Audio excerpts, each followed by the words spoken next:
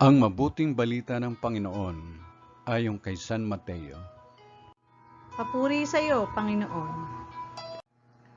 Noong panahong iyon, sinabi ni Jesus sa kanyang mga alagad, "Kaya magbantay kayo, sapagkat hindi ninyo alam kung anong araw paririto ang inyong Panginoon.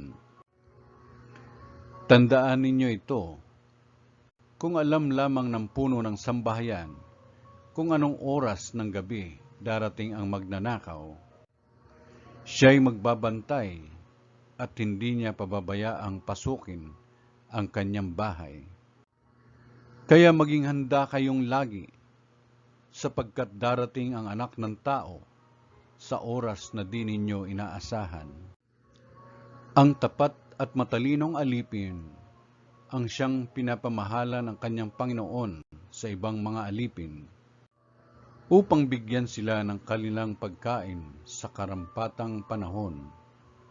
Mapalad ang aliping iyon, kapag dinatnan siyang gumagawa ng gayon sa pagbabalik ng kanyang Panginoon.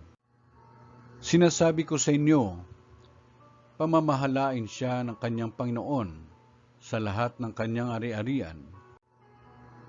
Ngunit kung masama ang aliping iyon, sasabihin niya sa sarili, matatagalan pa bago magbalik ang aking Panginoon, at sisimulang bugbugin ang kanyang mga kapwa alipin, at makipagkainan at makipag-inuman sa mga lasenggo. Babalik ang Panginoon ng aliping iyon sa araw na hindi niya inaasahan at sa oras na hindi niya alam. Buong higpit na parurusahan siya ng Panginoon at isasama sa mga mapagpaimbabaw.